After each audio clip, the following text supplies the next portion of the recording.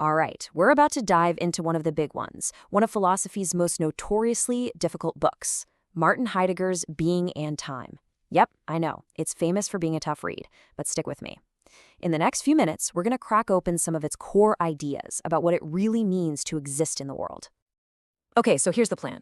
First up, we'll tackle Heidegger's special term for what we are, Dasein. Then, we're going to look at the two main ways we, open up our world. One is through our moods, what he calls attunement, and the other is through our practical know-how, or understanding. From there, we'll see how that builds into interpretation. And you'll want to stick around for the end, because that's when we get to Heidegger's brilliant solution to a huge puzzle this whole system creates. So, let's jump in. So, Heidegger kicks things off with a really basic question. Think about it. When you say something is here or over there, what makes that even possible? I mean, for something to be there has to be a there in the first place, right? A kind of stage for things to appear. And guess what? That's where we come in. And this brings us to his really unique term for our specific way of being. See, Heidegger needed a new word because he argues we're not just things sitting in the world, like rocks or chairs. We're fundamentally different. We're the kind of beings who are constantly concerned with our own existence. He calls it Dasein. And in German, da means there and sein means being. So we are, quite literally, their being. For Heidegger, our very name is our job description. It's what we do. So what's our job? It's something he calls disclosureness, which is just a fancy way of saying we are world openers. Think of it like this. We're the ones who create the there in their being. We pull back the curtains, we set the stage where things can show up and actually matter to us. Without us, there's no here or over there. There's just stuff with absolutely no meaning. Okay, so how do we do it? How do we open up this world? Heidegger says there are two fundamental ways. And the first one is all about how the world feels. He calls it attunement. Now, this is a really crucial point. Attunement is not just a psychological emotion like being happy or sad. He says an emotion is just an internal feeling that kind of paints over a world you already assume is there.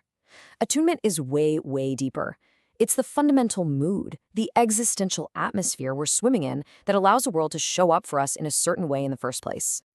And the weird thing about these moods is we're never without one. You can't just be in a neutral mood. And we never really know where they come from, do we? Heidegger says they assail us. They just sweep over us. And that's because they come from our very being in the world.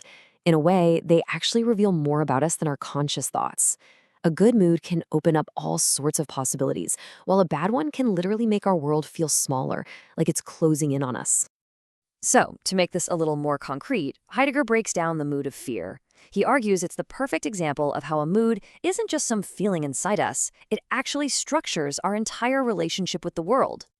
And this illustrates his point perfectly. Fear has three parts. First, there's the what we fear. Some specific thing out there in the world, like a big barking dog. Second, there's the act of fearing itself. And that's what makes that dog matter to us, right? It makes us pay attention. And third, there's what we fear for. And that is always, ultimately, ourselves, our own being. See? The mood isn't just internal. It connects us, the world, and our concern for ourselves into one whole package.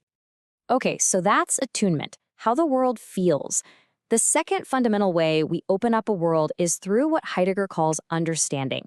But just like before, he doesn't mean what you probably think he means. So I want you to forget about book smarts or scientific facts for a second. For Heidegger, understanding is much more like a practical, hands-on know-how. It's not about explaining what things are like a scientist would. It's about knowing what things are for in our everyday lives. It's our basic ability to get around and see what's possible for us in the future. The classic example everyone uses is a hammer. When you're in the middle of a project, you don't stop and think about the physics of the hammer. You just grab it and use it.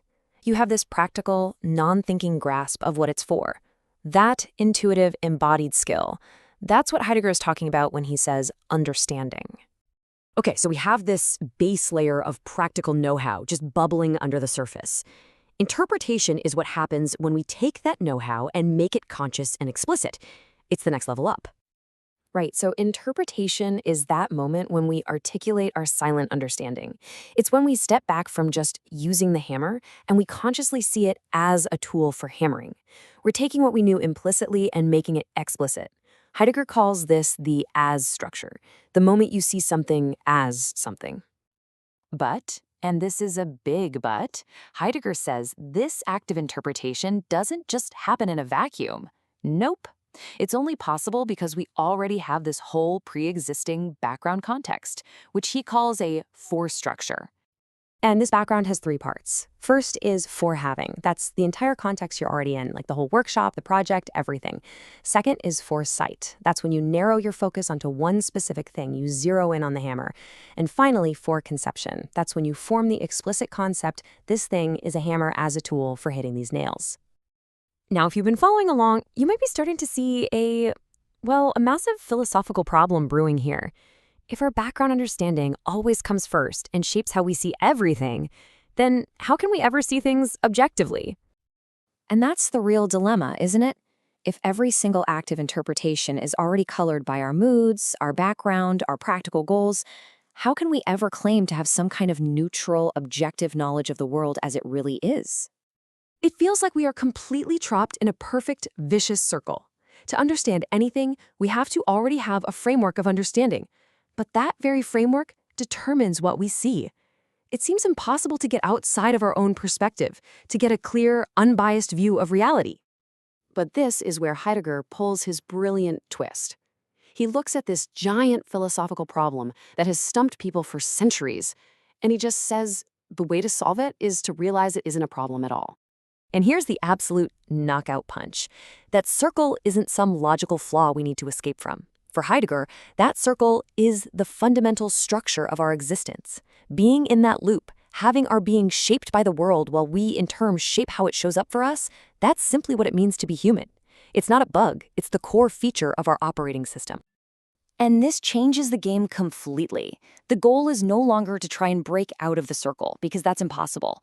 The real task is to get into the circle the right way. What does that mean? It means we have to become aware of our background assumptions, our moods, our goals. We have to strive for an authentic interpretation, one that truly comes from ourselves, not one that's just handed to us by popular opinion or what they say.